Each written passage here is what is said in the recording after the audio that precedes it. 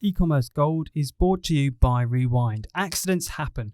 Maybe you installed an app and it messed up your theme, or a store collaborator deleted product images by mistake. It's a common myth that Shopify has a backup that you can use when something goes wrong with your store. The fact is they don't. That's untrue. That myth is busted. So what do? You use Rewind to equip your Shopify store with automated backups.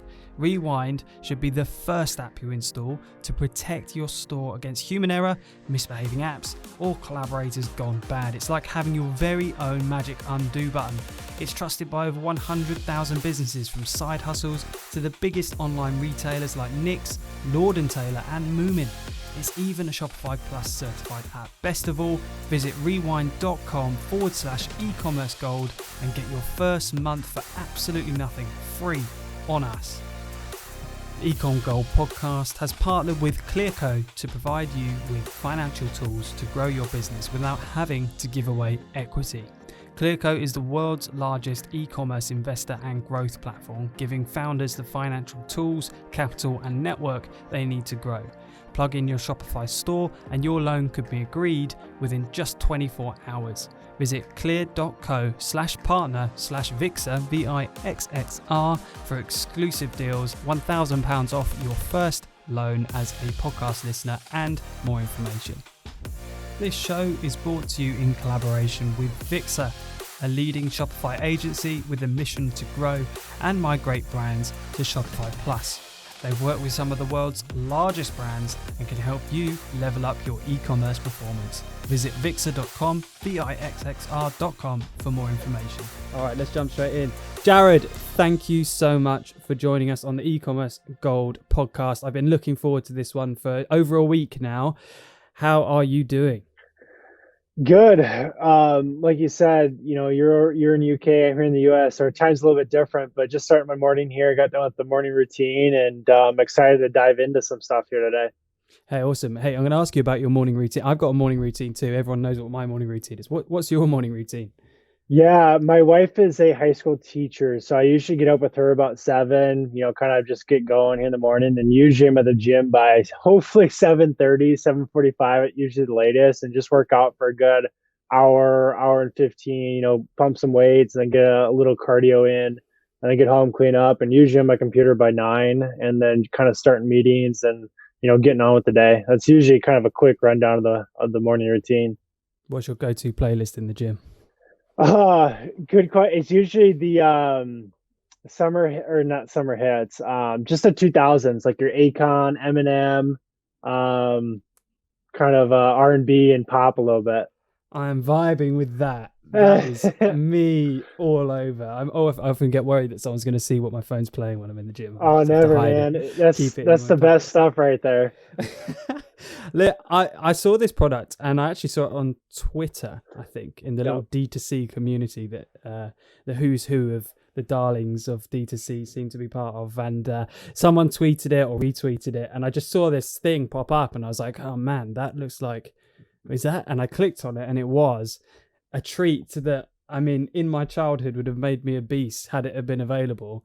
What an awesome idea. And I instantly understood what the product was, and I was like, where can I get this? And unfortunately at the moment I couldn't, unless I ship it from the States. But can you just give us an idea of Muddy Bites, what it is? Just give us a general overview. Muddy Bites is a very simple idea. It's literally the bottom part of a sundae cone where the chocolate tip meets the waffle cone, like literally just the piece in a bag. Essentially, we're selling the best part of a sundae cone in a bag. We started a few years ago, and it's been an absolute roller coaster ride, which obviously we'll dive into. But, the idea is simple from day one. Sell the best part of a sundae cone, put it into a bag, and share it with customers across the country. So obvious, right? How has no one done this before? How are you? Awesome, right? Was that a question you asked yourself? How has no one done this before? Exactly. So, I think the idea came in 2018. My wife's eating a sundae cone. She gives me the bottom part, and I'm eating it, and I'm like, almost like a light bulb above my head of like, why has nobody done this? I immediately got online, started searching why nobody's done this. And I was like, okay, we got something here. So at the time, I knew nothing about food. My previous experience with 4 Muddy Bites was in e-commerce. I did a bracelet, anklet, and necklace store basically getting products from Alibaba, put them online, and basically flipping it essentially. So I learned like Facebook ads at a high level, email marketing, stuff like that. But I knew nothing about food. So I hit up Tyler, my co-founder. He actually graduated high school with my now wife. So we knew each other growing up a little bit.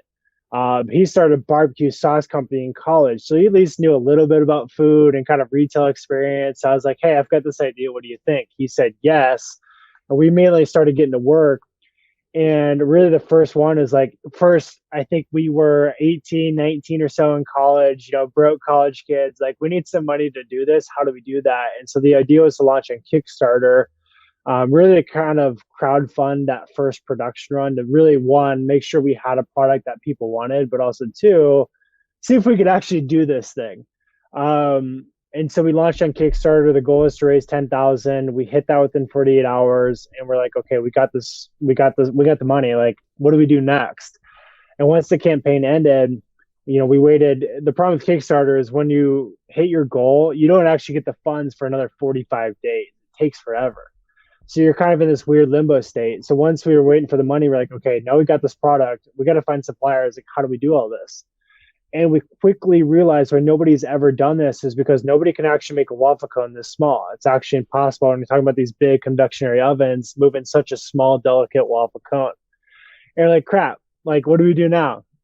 And so we got pretty creative and we just started making things by hand. We started making the cones. We started getting the chocolate. Like, we just started figuring stuff out as we went, and even tempering chocolate. I remember sitting in our very small facility at the time tempering chocolate.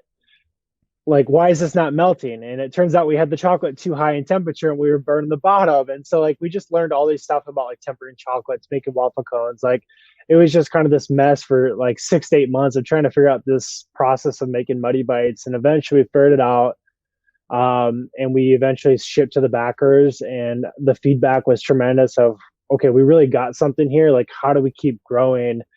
And from there, that's when we launched the online store in November of 2019.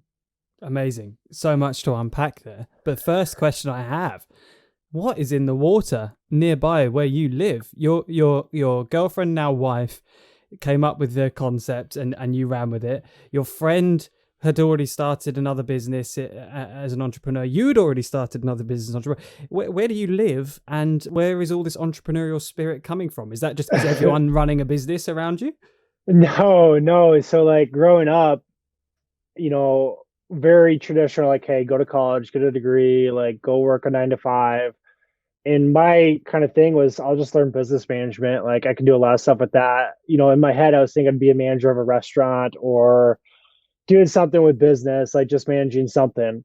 And through my first year of college, Dean's List, which is easy as a freshman, like I thought I had stuff figured out. That summer, I started working a construction job, which I don't know if you ever worked construction, but like it definitely was that for me. Like, I was working 7 a.m. to like 7 o'clock at night, just long days in the sun all day. Like, it just wasn't for me. And I'm like, this sucks. Like, I need something to do. And so I quit, worked for a family friend from like 7 a.m. to noon, made more money doing that part time versus construction. And so then in the afternoon, I had the whole time open. I was like, okay, what do I do with my afternoons? I wasn't into golf at the time. I just kind of sat at home, and I started seeing like Facebook ads for like e-commerce. I was like, okay, like what if I tried doing an e-commerce store? So I just started kind of building that business. Born and raised here in Iowa, not too many people. When I talk with like investors or other company owners, like they're all from like LA or New York, like very like common. And so when I say Iowa, it's very like different. And so born and raised in Iowa, we started the business in Iowa. Half of our team is still here. Well, around Iowa, we've got a facility in North Sioux City, South Dakota, which is right on the border of Iowa. So we've really just around Iowa. And now we've got team members in Denver, Phoenix, Ohio, Pennsylvania, California. Like, we're kind of spread out now. But yeah, just born and raised here in Iowa. What's kept you in Iowa? Now you've seen success. Surely there's draws and opportunities to go and expand in other areas, or is it actually the reverse? Are there opportunities in Iowa? Iowa people kind of overlook. I mean, it's cheap to live in Iowa, compared to like New York, Los Angeles, whatever, like that makes sense. But I mean, we're just close to family. We live 90 minutes from both my parents and my wife's parents. Very family rooted. So we've just been around family.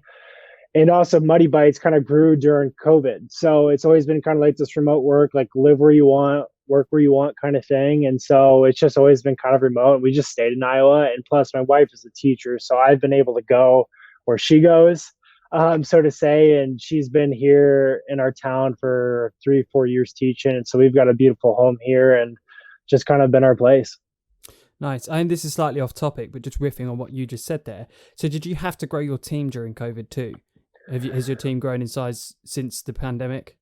Yeah, for sure. We definitely grew during COVID. We had a production facility during COVID, which was a nightmare in itself. Like we had our production facility when COVID first came, and at the time our facility was like 2,000 square feet, and we had like 30 plus people in there just working. I mean, it was just like elbow to elbow, and like COVID's here. Like, what do we do now? And so during that period, we actually had to shut down for 3 months just because nobody knew what COVID was. Like it was just kind of this dangerous kind of, word essentially. And obviously the pandemic shifted the entire world. So we shut down for 3 months, came back, slowly brought team members in. But during that whole time, the team continued to kind of grow. We survived, obviously.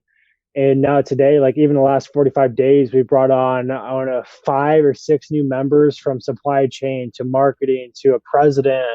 Like we've brought in some really key hires in the last 45 days that are to help us have a really good year this year, but even better year next year. And how do you deal with bringing people on remote? Is there anyone in your team that you've never met personally? Um, so we just brought on again 5 people in the last 45 days. I haven't met 2 of those in person yet. I will before the end of the year. But onboarding during COVID is just a lot of meetings via Zoom or Google Meet, whatever.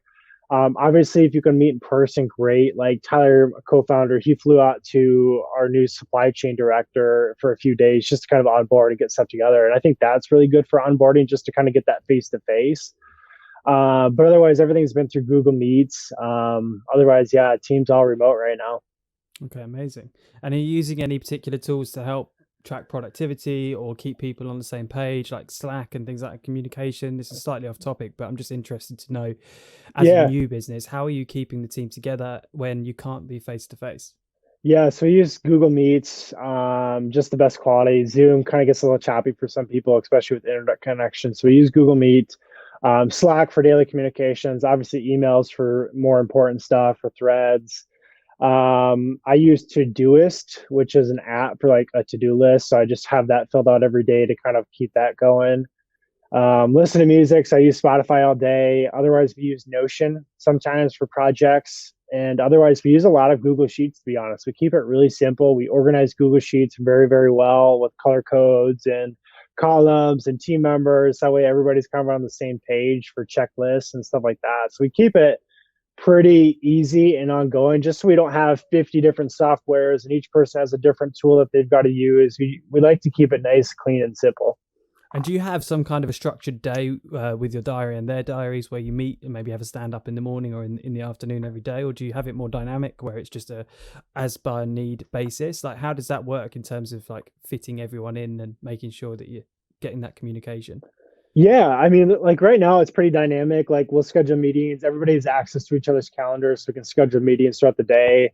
One of the things that we're bringing in over the last 45 days is these 5 key hires that are kind of our executive team, so to say, like our president and our head of marketing and director of supply chain. Like we're starting to get more hands-on meetings, whether it's monthly, bi-weekly, weekly. Like we have a weekly sales meeting, for example. It's just starting to get some of those more pieces in place. That way, as we continue to grow from, X to Z, like we're just having those fundamentals and structure in place to do so. Okay, cool. And just before we jump into Kickstarter in a bit more detail, what's your kind of year over year growth been like as a percentage from sort of starting, just to give everyone an idea of just what this business is and how it's grown? Yeah, so we've grown 100% year over year. 2019 to 2020, I think, was 1,000% plus, just in growth in terms of, growing on Amazon, direct to consumer. 2020 to 2021, I think, was 300% plus. And from 2021 to 2022, we'll have again probably 500% plus. And then, growing into 23, it's going to be the same thing. I mean, we're just growing like crazy. Really, for the time being, we've been to direct consumer and Amazon for the longest time, the 2 or 3 years of the business. And this year we started growing into retail stores. We're probably in about 2,500 stores right now. End of year, we're hoping to be in about 5,000 to 10,000. So we're growing really, really quick. What would you attribute that to, if you had to? Not a single point, maybe, or if there is a single point. Product market fit jumps to mind, obviously. Yep. But is there anything else that you think you've done particularly well to achieve that? Obviously, like it's not just me. Like we have such an amazing team. Like our social and content team, Jessica and Emma, shout out there. Like they do such a good job of just showing what the product is, making sure that it looks really good and taste and such like in a photo. So when you see, you're like, damn, I really need that thing. So like our socials do a fantastic job. Sarah runs our customer support and just making sure customers have a good experience through direct consumer so they keep coming back. It's like we just built a really nice team today, and we'll continue to do so. And really, this was a big thing for Tyler and I over the last, I don't know, probably 30, 60 days of like, we simply just don't know everything, nor can we do everything. Like we need to hire people that know, exactly what they're doing, essentially experts in their area, to allow them to kind of grow not only individually but the business itself and like grow with us. So that was kind of a big eye opener for us, is like we just need to hire people that are good at what they do, versus us trying to wear a million different hats. And since we've started doing that, like number one, there's more pressure off of our shoulders. Like we let the team kind of grow and do their things, and it's fun to see it both from like an individual standpoint but just as a company culture and just company growth. So yeah. Yeah, I think just to add, I mean, you've obviously got a really good product that is instantly recognizable in terms of what it's meant to do. It doesn't need much education, but your brand as well is so strong. Like your branding, as you touched on, like your social media and things like that. But in particular, the branding itself is just like, it's almost, it feels perfect, right? It just feels so naturally associated to the product. Right. And was that something that you can't just fall into that? So can you talk to us a bit about the branding process? Like who did that? Not naming names, but like what was the process of coming up with the brand? How did you come up with like even your typography just feels right? The packaging just feels right. Was that a difficult thing to get right, or was that something that just came so naturally? Just talk us through that. Yeah, great question. So I guess first point of like, yeah, like we have great product market fit. Like we're essentially creating a new category because we're kind of in this cookie slash confectionery chocolate category. So we're essentially creating a new category for stores, which one, they eat up because it's a new product, it's new innovation. And the other thing that we are seeing, or it helps us in a sense, is like everything's like non-GMO and better for you in stores. I think it hit all the time with that for sales. And so when we go in there and say, hey, we're not necessarily better for you, but we're also not the worst for you. It's like a nice thing for stores to see because it's something different. So not only the product, but just kind of how we've done stuff. It's been a nice kind of acquisition to get into stores, so to say. And then going back to the branding thing. So if you actually go to our Instagram and scroll all the way down, like you just scroll for a while, you actually see our old branding that we had from day one. It was kind of this crappy yellow and kind of a brown. And we realized that like sitting on the ground on a store shelf, like the fonts and colors, they just didn't look good. And so we realized, hey, we need to rebrand. And so we did that last July and last year. And really the idea was just creating this more nostalgic kind of ice cream parlor kind of look to it. And so that's where we've got Muddy Bites, just a simple logo, brand blue. We've got Buddy the Bite, which is our mascot kind of character, which is just a waffle cone with, legs and arms and a face on it, which is kind of cute and fun. And it's really just kind of bringing everything to life. And really the end of the day is like the brand and the product is to bring happiness and really kind of show you that you can enjoy that last bite over and over again. And I think you did a really great job with that, and I can see your mascot on your hoodie, which is right here. Yeah. Are they available? Can we get those? They are not yet. We just have these internally and for friends and family, but we're looking at possibly doing a merch drop at some point of just, hey, here's some hoodies, here's a polo, doing something fun like that. I'd like to see some like cool stickers of him as well that you could just put on your laptop and stuff. Exactly. So one final question on brand is, it's easier to brand when you know very specifically who you're branding for. But with something like this, I imagine that the total market size and the audience within that total market size is wildly different. Like, I couldn't tell you whether this is more for guys, girls, Yep. kids, adults, presents, one-time purchase, subscription.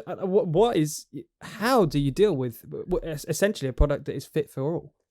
Yeah, I mean, we just kind of went over this, I don't know, a month ago of like, who's our ideal customer? It's almost like this big wave of like different categories and consumers. And it's like, how do we narrow this down? And so that's some of the stuff that we're going through right now with our new head of marketing is just really dialing in who our ideal customer is. But when we launched the brand, we thought this was going to be like dominantly male, like 99% male, like a late night crunchy kind of thing.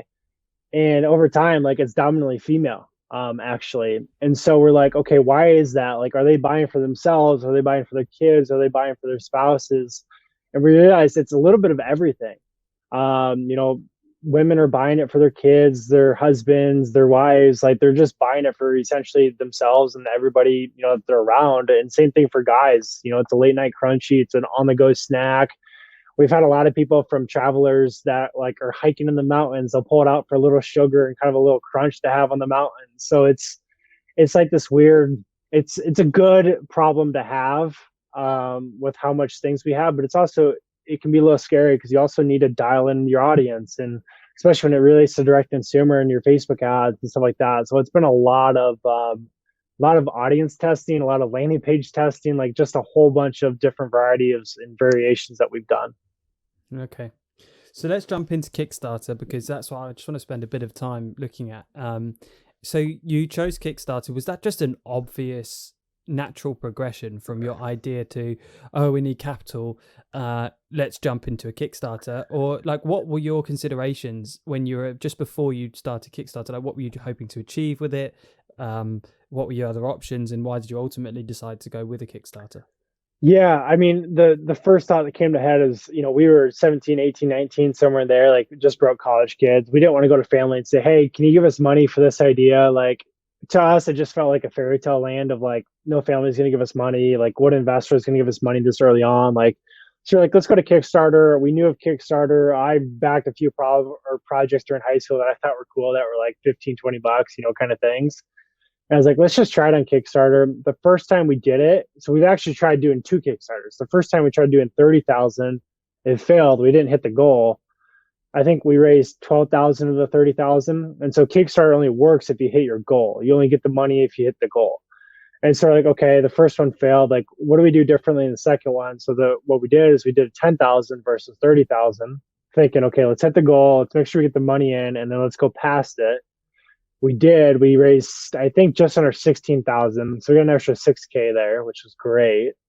But that was really the idea of like, hey, we need money. How do we do it? And not have to get investors, family members involved. And really the solution was crowdfunding. And obviously, like there's Indiegogo, I think is the other one. Kickstarter was just kind of popular, I guess, for us. And so we just went with Kickstarter. Why do you think in hindsight that first Kickstarter failed? One, because we did 30,000, and I don't think the dollar was the problem. It was more so of like how we went about it or how we explained it. Like I think the first one, we didn't have a video explaining what the product was. We just had a photo.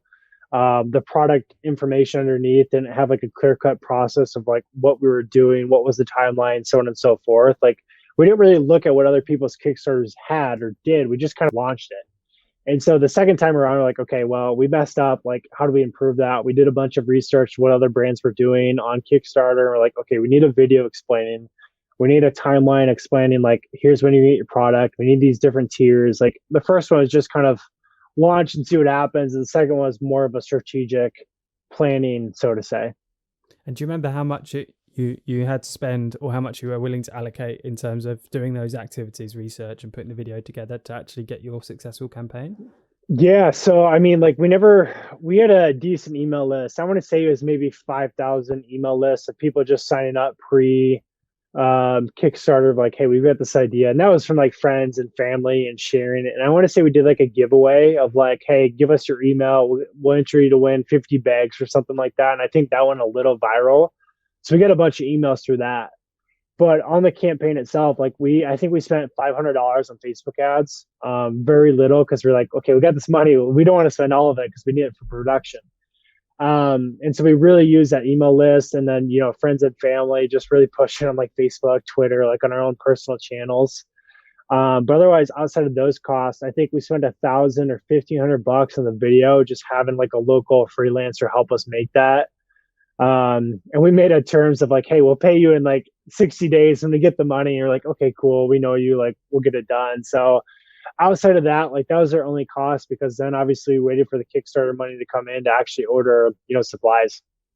And what was it? What were you giving away? Do you remember what you were giving away for the people that invested in the Kickstarter campaign? I think we did 5 or 6 different tiers. And so like, I think 1 through 4 was like, hey, for 30 bucks, you get 5 bags. For 60, we'll give you 10. Like we didn't have like a discount structure. And I think if we would have, we probably could have gotten more. We just basically did it at cost. And we learned that like Kickstarter is not really for that. Like you've got to give a discount. So again, another learning thing after the second run. And I think the last tier, we had 2 kind of bigger tiers. One of them was for $500, we'll actually add your name to our packaging. We only had one person do that. His name was Rudy. And if you may not be able to find one online, but at the bottom of the bag on the back, it says special thanks to Rudy for being an insane snacker, because insane snacker was the tier name. And so he gave us $500. His name's on the packaging for a little while, seen by millions, just kind of a cool little perk. And then the last one, which was I think $1,000, was get Muddy Bites for free for life. And nobody actually did it, surprisingly. And I don't know if that was just how we explained it or if nobody believed, but yeah, luckily nobody did that one. Otherwise, they'd have Muddy Bites for life. Yeah, you wouldn't want someone at your Yeah, target. we didn't doing think it. that one through. Oh my and we God. and we didn't have any terms on that. Like, hey, you only get 5 bags of once a month. Like, there was no term. So Oh my God. we maybe bite the bullet on that one. But yeah, we had that in there, but nobody did that one. Yeah, luckily. Wow. And how much did Kickstarter take? Like, what's their fee for doing it? So I'm trying to think out of my head. I actually don't remember, but I want to say they take 15% of your revenue or your goal amount at the end. I think that Right. number sounds familiar. So I believe that's it. Is they take 15% of your met goal. And then how long what was your grace period between receiving the money and actually having to deliver the goods? Yeah, so campaign was 30 days. Once 30 days is up, we hit our goal, and then from there, it takes Kickstarter 45 days to release the funds. And I'm not sure if that's just from them charging customers, making sure they get paid, but I'm sure there's some terms or something in there. But it was 45 days to get those funds. So they were already, 45 days past the goal. So we had to figure that in the timeline. And then, we get the money and then we got to order supplies. So there's probably another month or 2. And then it was a month or 2 of production. So I want to say all in from start of Kickstarter until when backers got their stuff is probably a good 6, max 8 months, because obviously there's some delays in there. There's some hiccups trying to make a new snack. Like, it took a little while, but one of the main things that we've done from Kickstarter and really today is just being transparent with customers. If we messed up on your order, we'll make it right. If there's a big delay that's 2 weeks, a month, whatever it is, like, we're going to let you know. You can either get a refund, we'll give you extra bags, we'll give you a discount, something. And so that was what we did with Kickstarter, was just giving backers updates throughout the way, whether it was good or bad. And did you know going into Kickstarter that you could, or it was feasible to produce the product? Had you already done a test run?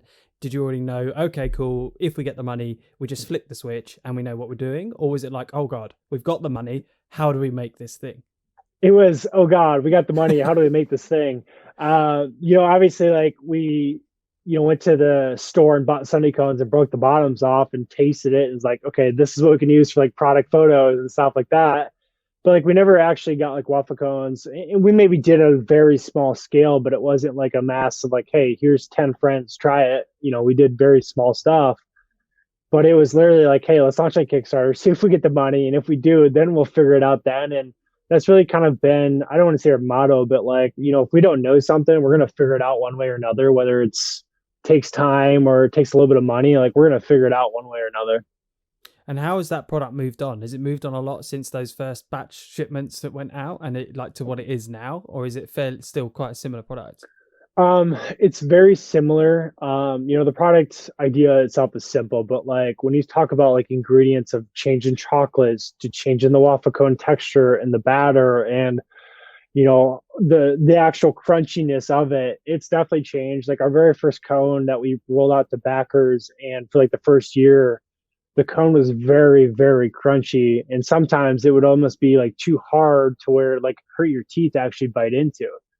And so we evolved into like a lighter, kind of crunchier, not crunchier, but like a lighter cone essentially, to where it doesn't take so much to actually bite into it, but it's still got a nice packful crunch that also tastes really good behind it. So we've definitely done some different versions, and we're continuing to do it now too. We've got milk chocolate was kind of our first VIP product for 2 years, 2.5 years, and then we launched dark chocolate.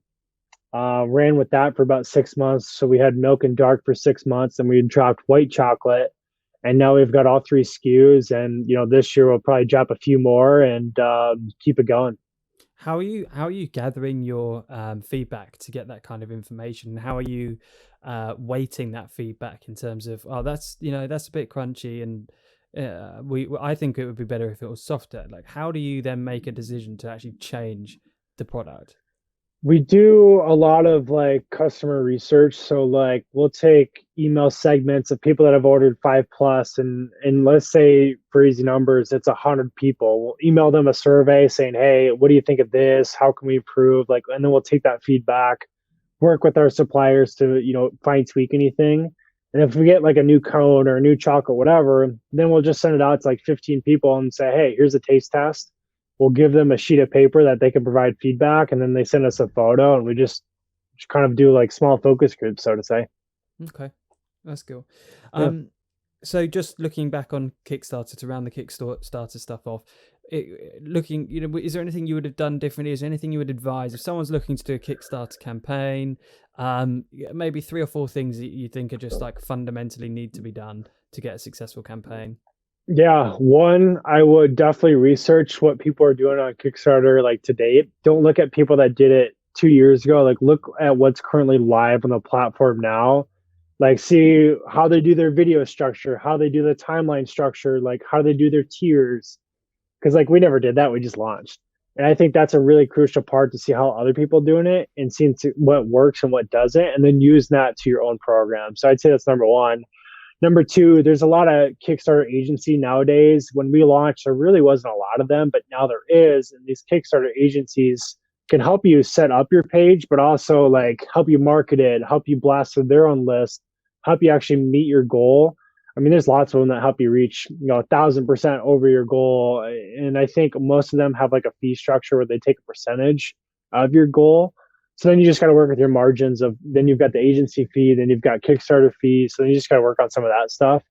But I'd say number two is just look at marketing efforts or an agency. Three, I would recommend creating at least like a phototype or a concept of your product versus just kind of going on the whim and launching, kind of like what we did. I think it just kind of gives you a little bit proof of concept, a little bit deeper, and also gives you product to use for the videos or for the timelines, photos, whatever. So there goes back to like kind of innovation and kind of a little bit of design work. Um, Otherwise, I think four would be like just knowing Shopify, or not Shopify, Kickstarter's timeline of like, hey, you don't get your money for 45 days, because we didn't know that until after the campaign ended. We're like, okay, do we get our money in 3 days? They're like, no, you get it in 45 days. So just kind of knowing some of those kind of terms, so to say, I think is definitely beneficial versus jumping right in. Makes a lot of sense. And that leads me into my next question, which is, did you already know what you were going to do with the money once you'd received it? Did you have that all planned out? Or did you go, right, now what do we do with this money? We had a general idea, like we need packaging, we need chocolate, we need batter, so on and so forth. So we had a general idea, but like we didn't have like the exact, like we need this many pounds of chocolate, because obviously that depends on like the amount of backers you have and, users that bought. So we had a general idea of what we were getting. One of the things that we didn't account for was like a thank you note or kind of like a card insert. Like we didn't think of that. So like that was an extra, $1,000 for X amount of backers. So, just really thinking about some of those things. I think a personal thank you note went a long ways of just, hey, like, thank you for your support of helping us bring in this to reality, just stuff like that. But I would definitely recommend having like a spreadsheet or a Google sheet, whatever it is, just kind of like a rough idea of what exactly you're going to use the money for. And even using that information on the Kickstarter landing page of like, hey, if we get 15,000, here's how we're going to use it to get your product to you. Yeah, makes sense. And you very quickly experienced rapid growth, as you spoke about. And I can't imagine that money lasted a particularly long time.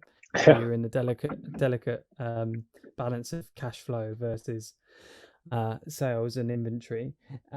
What do you think was the catalyst to really spark off that 1,000%, 100% continued growth? Is it just momentum? Like, how did you get from producing these batches for essentially the Kickstarter backers to getting into thousands of stores or selling thousands of products online? Yeah, I mean, one, the product just sells itself. Like if we go to a store or even for a consumer, like if they see a video that shows exactly what we're selling, they're like, I get it. Like it doesn't take a lot to sell a customer. So like our marketing efforts really were pretty easy growing, or I should say growing up, but like starting out, like it was just simple. We just showed them what the product is, it sells itself, and sales are pretty easy to come by.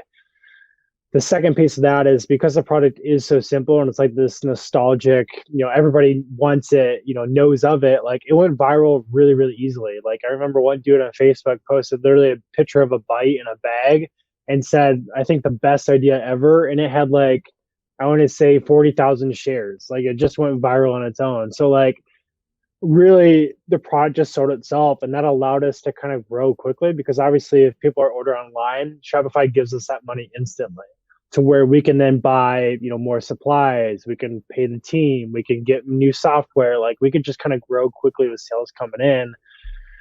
But we got eventually to the point of like, do we take on an investor money, do we grow this faster? And we eventually said yes. We raised a round last year in March, and that helped us get more key hires in place. It helped us do more marketing efforts. It helped us improve our supply chain and our production facilities as well. The grass is always greener, and a lot of people are in the position where they wish sales would come so easily. Yeah. But on the flip side of that, how do you deal with scaling demand, which I can only imagine, in the early days, you have a limited supply and limited Yep. ability to supply.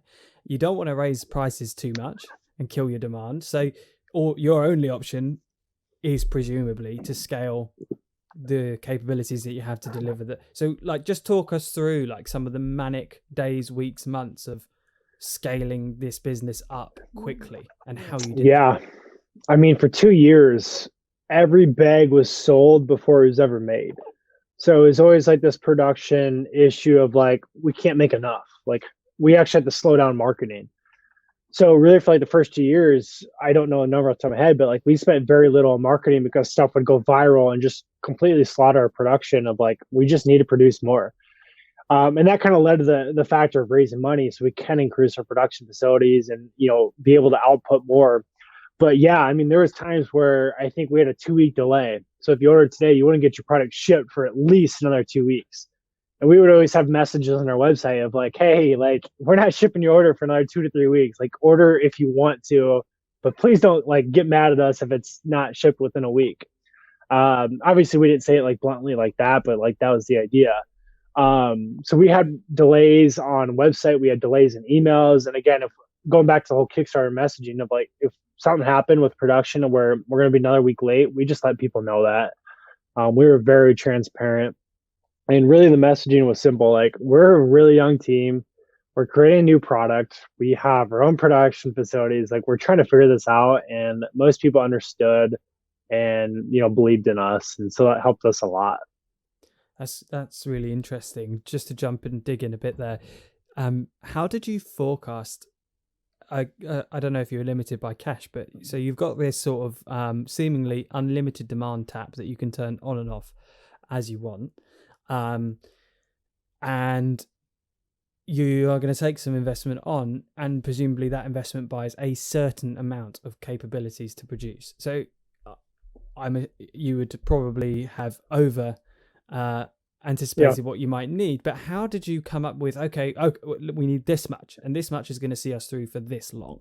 Like, how did you work that out, or did you just go, we're just going to get as much as possible?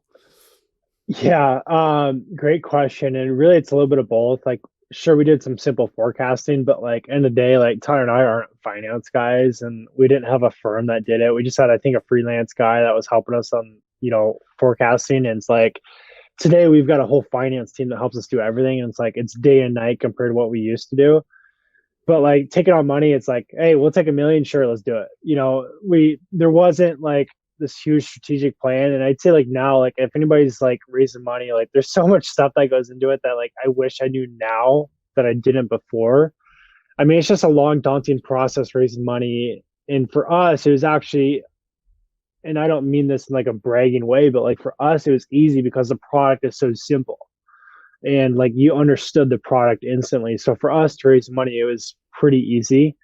Um, but yeah, forecasting's hard. Really for any business, it's hard to forecast that stuff, especially in CPG. Like cash flow is so important, and just being able to manage that cash flow with like supplies and vendors and payroll. Like there's just so many moving pieces in CPG that I think raising money and cash flow is just all that more important.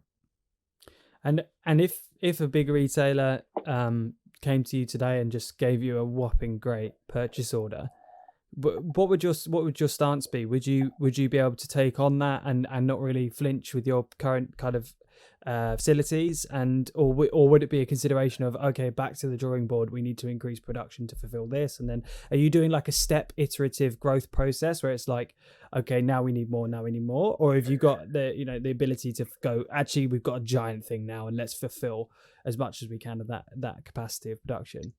Yeah.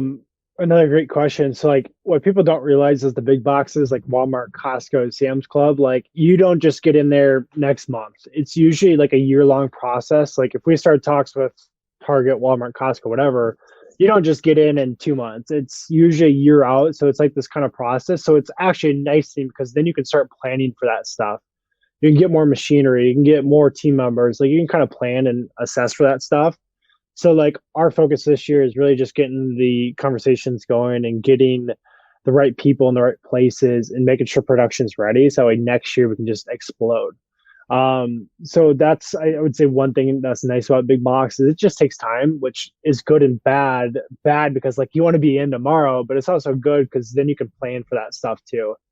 And obviously like 7-Eleven, for example, like we can ship that stuff tomorrow. But when you're talking about like the volume of like a Walmart, Target, Costco, like it's just a huge stepping stone. And so yes, there's improvements that need to be happening, and we're working on those already, and we'll be ready for them. And how do you protect yourself from, let's say, I'm going to give you a hypothetical, you get a big PO from one of the leading retailers and you scale up your production and you're ready to meet that, and then suddenly they cut that PO in half, let's say, for whatever reason. Is there any way that you can protect yourself? Like, is there anything you can do, or like, how would you, if that was to arise, would you have like a backup PO, or like what would you do in that situation?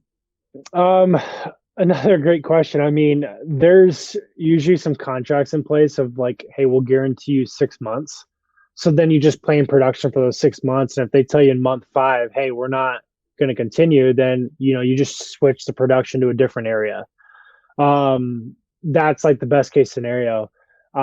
We haven't had the case yet, and I'm sure maybe you've talked to some people, and I'm sure there's horror stories of where somebody was in Walmart and the next month they're not, and they just cut their business in half. It's definitely happened. And same case where it's opposite, where they get in Walmart tomorrow and it doubles their business. I mean, it's part of the game. And obviously, like our main focus is just create the best quality product and let people sell it, or I shouldn't say let people sell it, but obviously we want to sell it to them so people enjoy it and buy it. And it's kind of up to us to make sure that the product works in those stores, whether that's like doing some in-store marketing or digital marketing to drive to those stores. So it's not just like handing the product to the store and saying good luck. Like there's still so much that goes into helping them move that product. So one, you keep your production, you keep your staff, like you just kind of, it's basically this endless running game, so to say.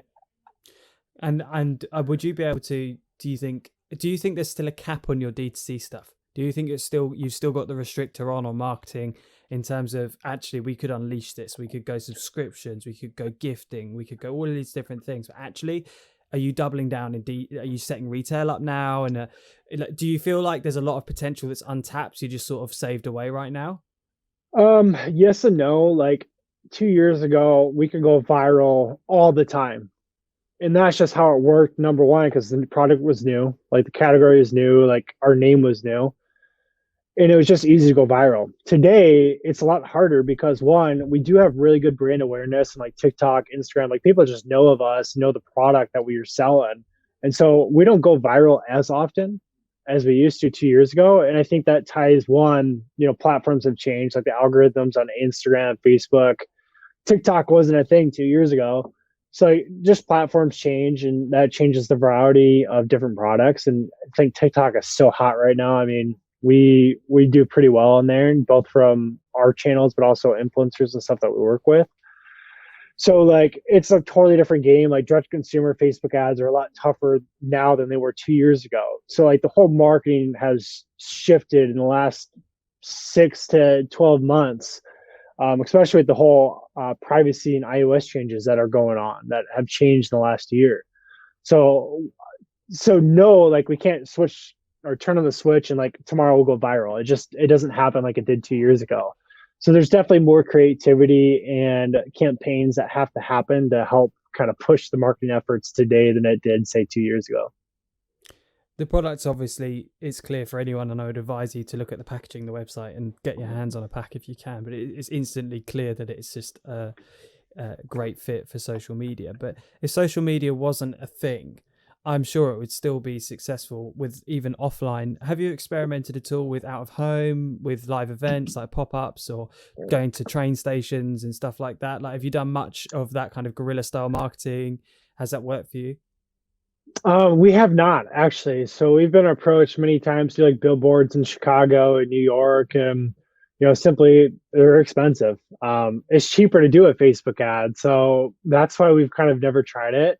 I think as we really start growing here this year, like this year will be our best year yet, obviously, and the next year it's gonna be even better. So like I think as we start to grow, we'll start looking at some of those billboards, whether it's like a subway in New York or Chicago, you're walking down the street and you see a digital deal or a billboard. So just we'll probably start testing some of that stuff. Like a lot of things that we're working on now is we just brought on our head of marketing and she's working with us, like building up budgets, like where do we allocate ad spend. So like we're working through a lot of that stuff now to where I think we'll start testing some of that and seeing if it works or if it doesn't work.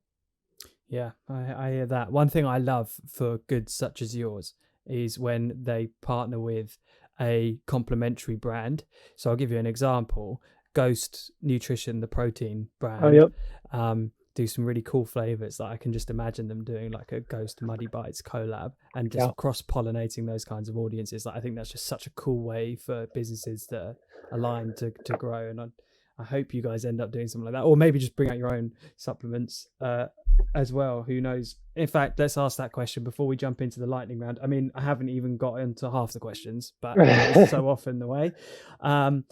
Yeah, what is the future of the brand? I mean, have you even had a second to think about it?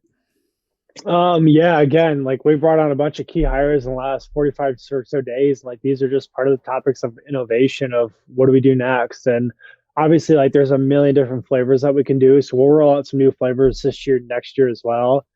Um, I don't want to dive too deep into innovation, but we've got a lot planned from different flavors to different pack types and sizes and family packs and so on and so forth. So and even direct consumer, like a build a box and different bundles. So I mean, there's a lot in the works. It's almost too much, but like it's fun, it's exciting, and you know, our growth is going to be insane. We'll continue to grow the team, bring in key hires that know more than us being Tyler and I, and really allow them to not only develop individually but help develop the company. So it's really we're in this really fun, exciting kind of growth stage, and it's scary, but it's exciting.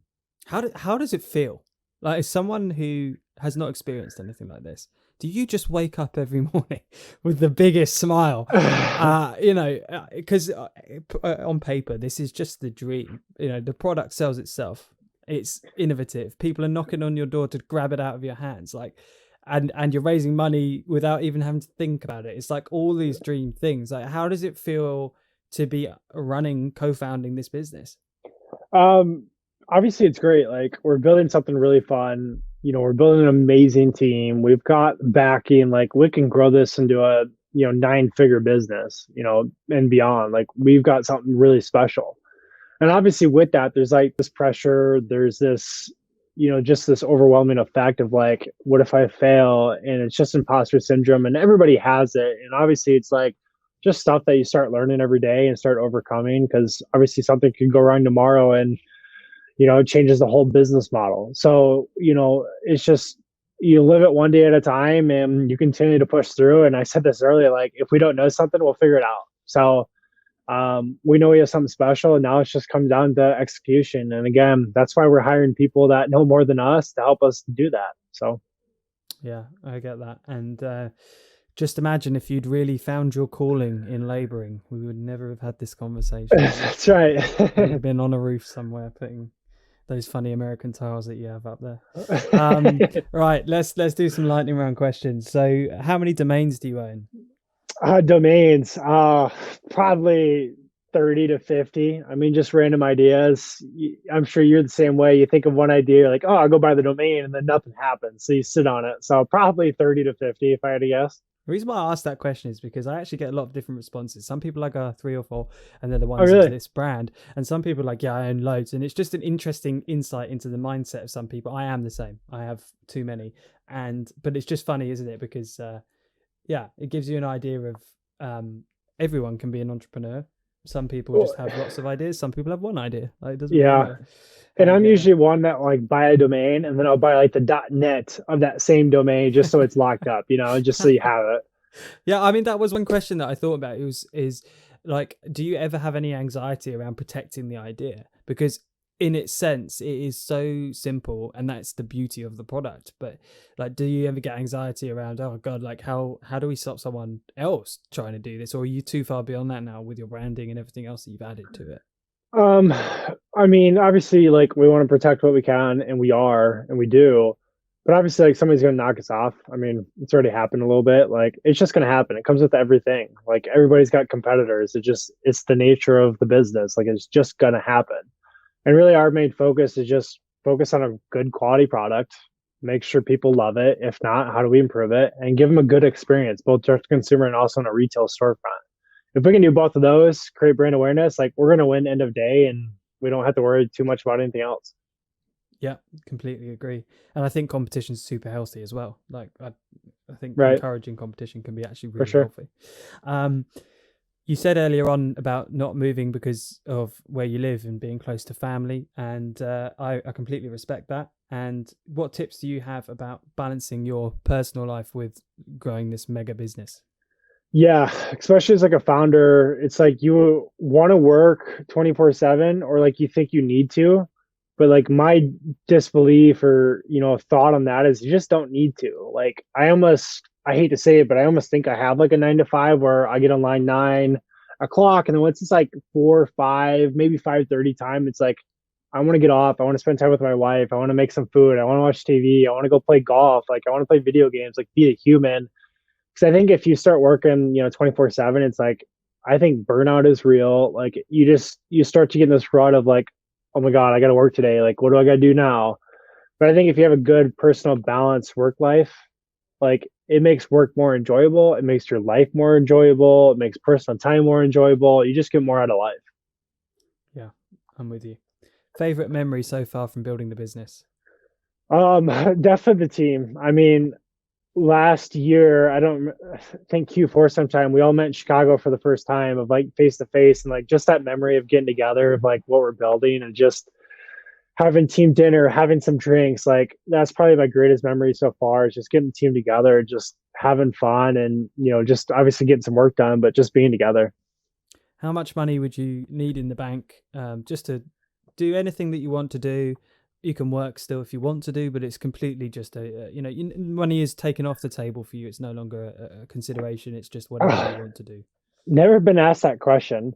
I think people have this idea that they need like 50 million, $100 million in the bank to do like anything that they want. But honestly, like if you have a few million, like, and you're smart with your cash and your investments or anything like that, like you can get by. So, for me, I'd say like, give me 5 million and I'd be happy kind of thing. So, money's an item, but like one of the things that I'm realizing deeply in the last 6 months is my wife is pregnant. And so we're due in July. So like, I think like family and like having kids, like it's giving this different perspective on life that like money and travel and like having this big house and a car, like it doesn't mean anything.